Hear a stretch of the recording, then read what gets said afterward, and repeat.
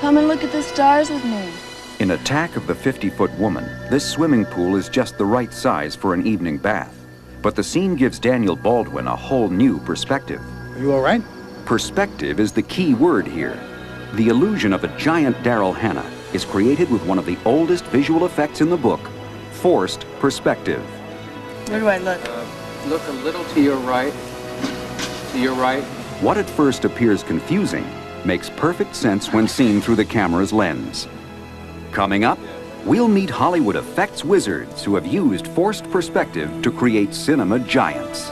And we'll see how these same special effects have been used to create some of the screen's tiniest characters. Oh, all over the place. Today, size is in the eye of the beholder on Movie Magic. California Chardonnay.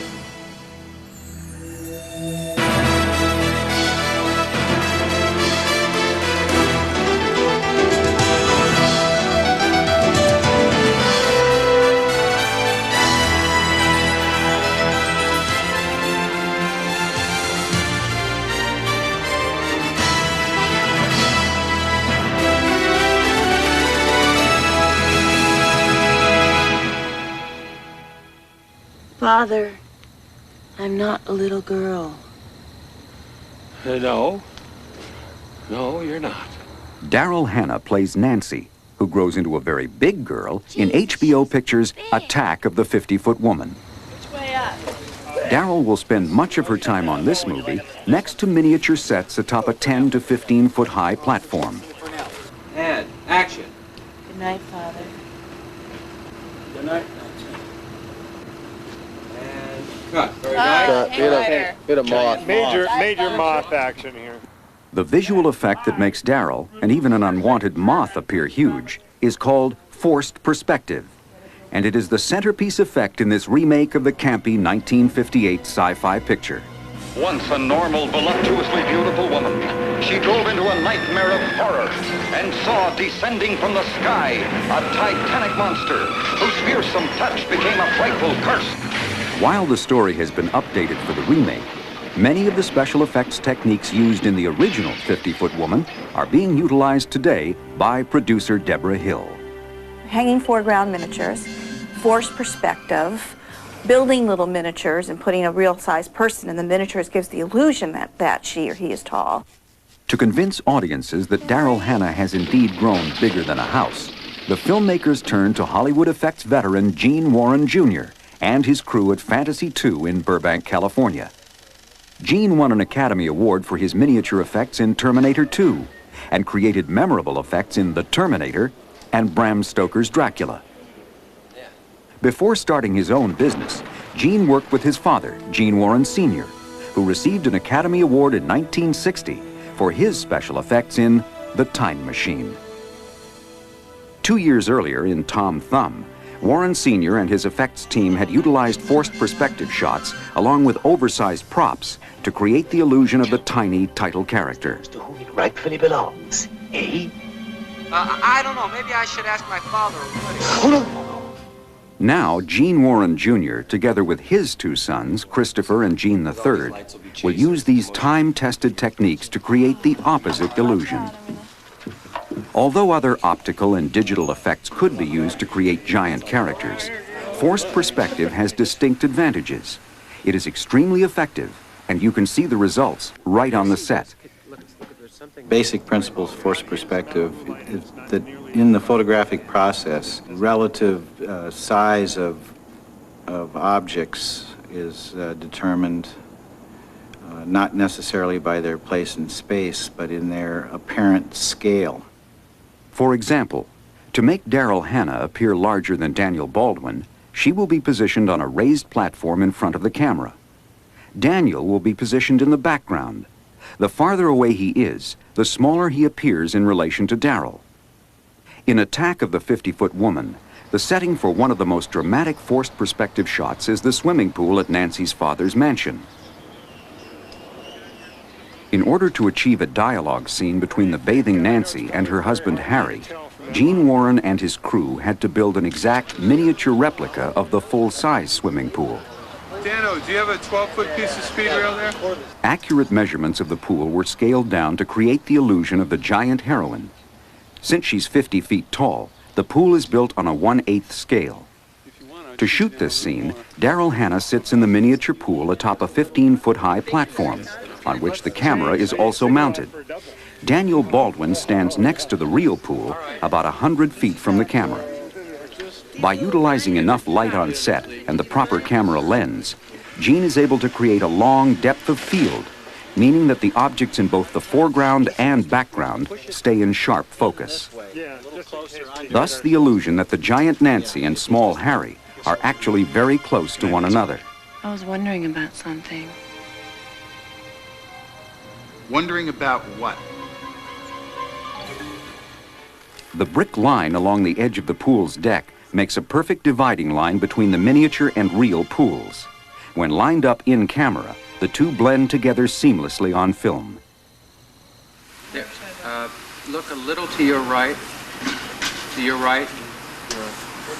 That looks pretty good right there, and then Daniel would just look up a little bit more. Since the actors are not occupying the positions they appear to be on film, getting them to look each other in the eye is a challenge. Eye line is the most difficult thing in perspective shots. That's the giveaway usually. The eye line is off and it subliminally something is thrown off. People kind of start going, well, this isn't working. We just kept trying to get it as close as we could. Daryl Hannah and Daniel Baldwin were great at that. This 3-minute scene will take 2 days to shoot. For each shot, including several on the opposite side of the real pool, the platform with the miniature pool must be moved and realigned with the background. There's your toe. Right. Or maybe right toe. My favorite effects shot is the shot where Daniel Baldwin is walking down a path in a garden and the camera pans, and then into the shot we see Daryl in the swimming pool. That was the very first major master shot on the pool scene, and therefore we were setting it up while the principal unit was shooting indoors in the house. And I would have that little bit of extra time in order to put a larger foreground set to cover an area. To accomplish a camera move with forced perspective, the camera must be mounted so that it pivots on the point within its lens where the light focuses. This is known as the nodal point. When the camera pivots on a nodal, it can pan and tilt, and the background and foreground will stay married to each other. It's seamless, and it's a huge wide shot done in the camera, and it's just my favorite shot because people are going to say, how'd they do that?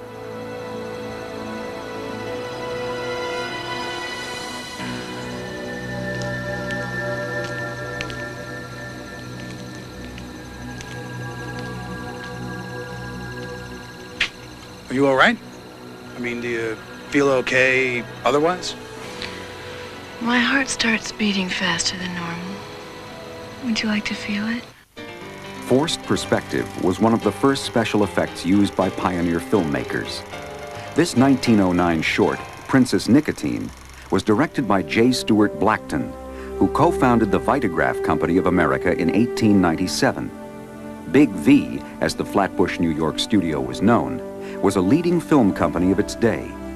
In Princess Nicotine, Blackton utilized forced perspective by placing the actress on a platform far behind a normal-sized table.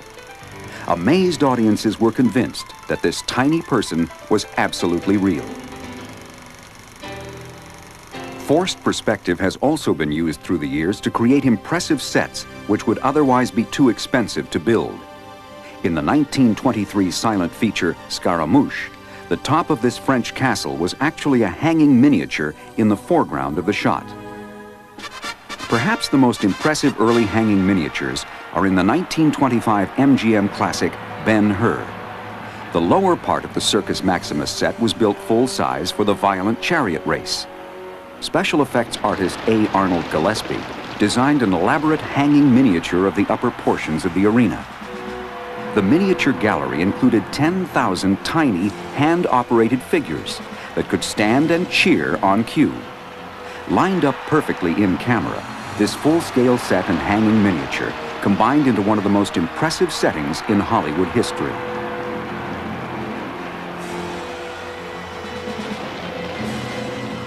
Gillespie worked on more than 600 pictures during his 50-year career and won 4 Academy Awards for special effects. His use of forced perspective and oversized sets in the 1940 science fiction thriller Dr. Cyclops is still considered one of the best examples of these in-camera effects. Forced perspective played an important role during the 1950s with a batch of low-budget pictures about giant mutants and tiny characters. In addition to the original Attack of the 50-Foot Woman, there were such B classics as The Amazing Colossal Man, I don't want to grow anymore. Attack of the Puppet People, C, a baby doll take a bubble bath in a coffee can. and The Incredible Shrinking Man. Incredible, because every moment the terror mounts. A much more prestigious film was Disney's 1959 musical fantasy, Darby O'Gill and the Little People. Academy Award-winning effects artist Peter Ellenshaw supervised what many consider the finest example of forced perspective on film. Ellenshaw designed Darby O'Gill to be shot on one huge stage. The difference in the actors' sizes was due solely to their distance from the camera. The biggest problem was throwing the perspective, throwing the focus, because you had to focus both on the background and in the foreground. And it was very difficult, because you had to have an enormous amount of light. We had to use so much enormous light on the set that eventually it blew the circuit breakers in the Burbank power station, and they never let us put that much light on again. Years later, Peter's son Harrison Ellenshaw was called on by Disney Studios to create giant effects for Honey, I Blew Up the Kid. I went to my father and I took a copy of Darby O'Gill and the Little People, and I said, let's go through this, you know, shot by shot, and you tell me what you did on each one, and we'll kind of discuss it and see if I can find a few tricks. Unfortunately, or fortunately, there were still some shots in there, both he and I, we don't know how they were done. And we'd look at them over and over, and he'd say, well, I think we did it. No, couldn't have done that because the camera moved. Or I think we did, no, couldn't have done that because he went behind that rock. Before the studio would give the go-ahead on Honey, I Blew Up the Kid, extensive tests were made for the proposed forced perspective shots, with technicians from Buena Vista Visual Effects standing in for the actors. In the movie, Harrison successfully integrated age-old forced perspective techniques with state-of-the-art digital effects. One thing that needs to be very clear in everybody's mind is that, for example, if you take the digital capabilities that we now have in visual effects, this doesn't necessarily replace old methods. It's merely a new method. And we are still doing things that were done 80 years ago. The thing that I've learned from my father that I appreciate the most is that he is a great believer in making a shot dramatic, making it impressive. He's always gone for the visual impact of a shot of whatever he's done, and I've tried to keep that with me. Today, on the set of Attack of the 50-Foot Woman, Gene Warren Jr. and the effects crew use forced perspective to create visual impact on an enormous scale. California Chardonnay. Not too pricey when you buy in bulk. Cheers. All of our forced perspective setups involved building 8th scale miniatures that Darryl interacted with that also had to blend in to the actual full size which was in the background. Precise miniature work is one of the keys to successful forced perspective, also known as split scale. In every split scale shot, there is a dividing line between the miniature and full-size sets, and the goal is to make that line invisible. You try to find natural dividing lines, cracks in pavement, edges of doorways, or a post in the foreground. And sometimes if it doesn't exist, you make something there, you add something to the set. For this shot, in which Hannah and Baldwin share an intimate dinner, forced perspective style, Gene and his crew created a dividing line, a drainage ditch running through the barnyard. The miniature and full-size sets are effectively blended along this dividing line, which continues up through the truck and barn. Imagine love on the scale of Gulliver. You are crazy. I'm calling you an immense mistake and an enormous, pathetic freak. You son of a bitch!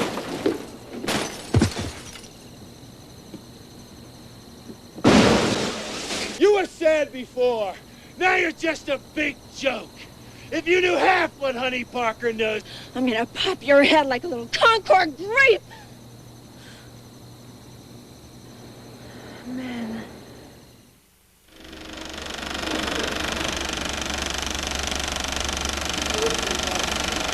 We have to put in 4 helicopters on all these shots, on a few of these shots as they're flying through. For Attack of the 50-Foot Woman, Gene is augmenting the forced perspective shots with other traditional visual effects in order to best sell the illusion of size.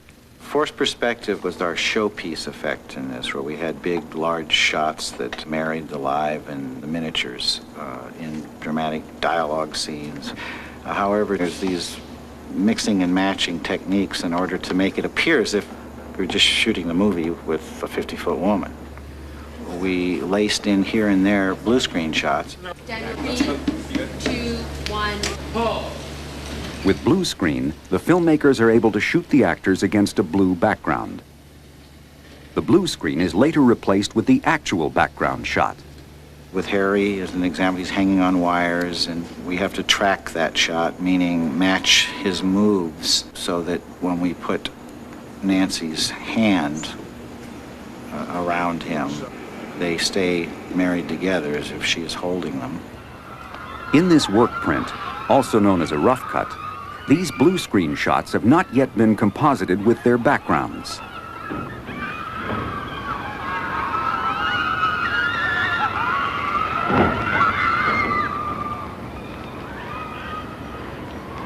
Miss me? I don't suppose you want to hear my side of this. Another way the filmmakers create the illusion of size is by shooting split-scale sets and optically compositing the two sides of the screen. So it's a little larger. For this scene inside the barn, the right side of the screen was shot first inside the real barn. Then the next day, Darryl was shot inside a miniature barn. These split-scale shots are followed by a forced perspective shot to complete the giant illusion. Forced perspective almost always involves miniatures. For the scene in which Daryl Hannah falls and crushes a barn, Gene and his crew have built a second miniature barn set made of balsa wood. Man.